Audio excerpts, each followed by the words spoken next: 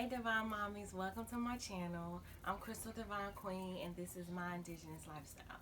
I help Black women and mothers to create the birth experience that they truly desire, and I also support them with their postpartum adventures by providing doula services and using this YouTube channel along with ebooks, blogs, and packages from my website myindigenousLifestyle.com.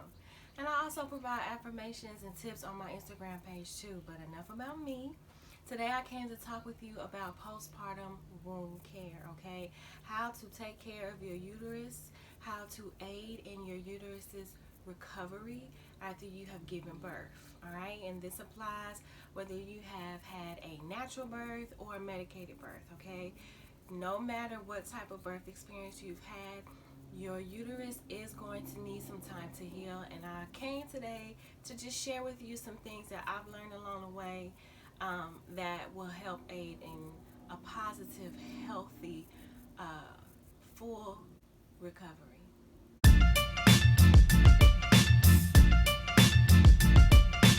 The first little tip that I want to share with you is really just a piece of knowledge, and it's about this chemical called xenoestrogen, okay?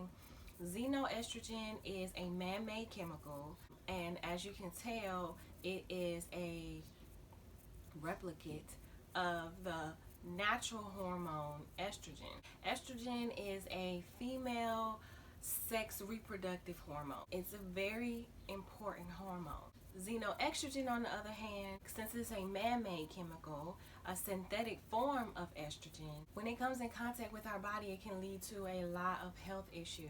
Xenoestrogen has estrogen-like effects, but when it gets inside of the body, the body doesn't respond to it the same way it will respond to estrogen.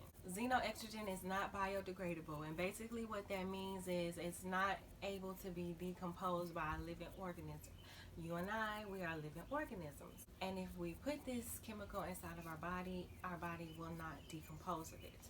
What will happen is it will be stored in fat-like cells, and when stored in these cells, it will cut off or disturb our natural hormone function. Now, estrogen is not only just for reproduction, it also aids in clotting blood if we get a cut and the growth of healthy bones. Xenoestrogen, on the other hand, is linked to breast cancer, prostate cancer, testicular cancer, obesity, infertility, miscarriages, endometriosis, reduced sperm count, early onset puberty, and even diabetes. Even worse, xenoestrogen in the body stored in our fat cells can lead to something called estrogen dominance, and that leads to even more health problems. Now, there is something called phytoestrogen, and this inside of the body can lead to estrogen dominance as well. The difference between the two is that phytoestrogen is a natural component. It is from the plants. And if we eat foods that are rich in phytoestrogens, then that can lead to estrogen dominance. But I do want to make it clear that your chances are higher to get estrogen dominance from this man-made chemical xenoestrogen than it is from getting it from phytoestrogens. The estrogen dominance, though, like I said, it can lead to even more health problems such as hair loss, weight gain, uterine fibroid tumors, and even depression. And depression is something that we have to be very, very careful about. Make sure that we monitor that very closely because it's very common for us to experience postpartum depression. But xenoestrogens can be found in plastic products, cosmetic, makeup, conventional makeup, household cleaners, laundry detergent, even birth control, sunscreen, processed food, and even chlorine. So this chemical is out there and is very easily accessible to us. To make it even worse, it's usually not on the label as xenoestrogen. There are a whole lot of other names to use in replace of xenoestrogen. So my advice to you would be to throw away all your toxic products. When you read the label, if you don't understand what those words are, or you Google them and something don't seem right, more than likely it's a toxic product. Make sure that you are using things in your house that you know all of the ingredients that are on the label. Other thing you can do is try to not eat or drink in plastic products. Now, I know that one is easier said than done. I mean, I got me a bottle of water right here. I definitely can make sure that I don't eat in plastic. And the last thing you can do to avoid coming in contact with xenoestrogen is to make sure that you're not using disposable monthly products. Okay, pads, tampons that are disposable usually are filled with this ingredient. Look into reusable menstrual pads. They even have underwear that have extra paddings, period underwear that you could invest in. It will save you a lot of money, and it's a whole lot safer for our environment. And if you don't feel comfortable with that, the menstrual cup is a good alternative as well. All right, moving along. That was a little lengthy tip, but my second tip is to make sure that you avoid multitude of sexual partners when you are in your postpartum recovery phase. When you have too many sexual partners, it increases your chances for pelvic inflammation and vaginal infections. So just make sure that you have a clean partner as well, because a lot of bacteria that gives us infections, they carry underneath the male folds. And I know it might seem a little weird, but you might also want to consider telling your partner to just clean himself before y'all have sex. And even when cleaning yourself, you want to make sure that he's using some soap that pH responds well with your vagina. The next tip I have for you is to monitor your vaginal discharge. Pay attention to what it looks like. Is it watery? Is it smelly? Is it thick like cottage cheese? Is it yellow? Is it excessive? All these things are symptoms from the body to let us know about an early, hopefully, diagnosis, or there's an early dysfunction going on with the vagina. The pH level is off. So the discharge is normal, but it's a blessing, because once it changes, once it has any of those things that I named earlier, any of those symptoms, then we know, okay, something's off. My vagina isn't happy.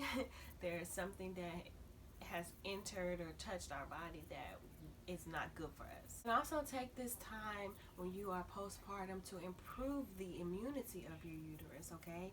Lemon is really rich in vitamin C, and it can help improve from external bacteria. Look into supplements too for extra immune support as well. Our next tip is to invest in some rose essential oil. This oil is really good for massaging on your abdomen, especially if you are in any type of pain and you're feeling sore, which is likely going to happen, especially if you have a natural birth. So this is good with the cramps, which you will experience as your uterus contracts and becomes smaller or goes back to its normal size. Next tip is to exercise your pelvis, but there is a grace period. Give yourself the first 6 weeks postpartum to allow your uterus to heal. Do not start exercising right away. You are only going to create more problems. This is not good for your wound care postpartum, okay? Don't jump back into exercising. I know a lot of us are trying to snap back, and we see pictures of women on social media, and it's like 2, 3, 4 weeks postpartum, they look great. But just keep in mind that they're only posting what they want you to see. You don't know the details or the things that they did or the risks that they took so that they could take that picture and post it on social media. So take your time. But when you do pass that grace period, start off slow. Start walking. Eventually move to jogging. Then you can start running, maybe then dancing, and then eventually swimming. So all of those are good exercises for your health overall, but it's really good for your pelvis because it gets the blood circulating in the pelvis. Next tip is something that I'm pretty sure you might have heard of before, but don't hold your urine if you don't have to, okay? When you are holding your urine inside, it's creating waste. And so those materials accumulate in your bladder, and that can lead to pelvic inflammation and infections as well. Another thing it can cause that I wasn't aware of is that it can cause your uterus to shift, to move. All right, and my last tip too is just to avoid birth control, especially for excessive periods of time. I know from experience that after you have a baby, they are very quick to offer you birth control. I remember with one pregnancy, before I left the hospital, I had my first Depo-Provera shot. And with another pregnancy, before I left, I had my IUD. That is the absolute worst time to put a birth control in your body. Allow your body to heal. And I personally, from my experience with birth control, I would advise women not to take birth control. The effects of birth control are very damaging to our uterus. It's not something that you want to do to take care of your womb.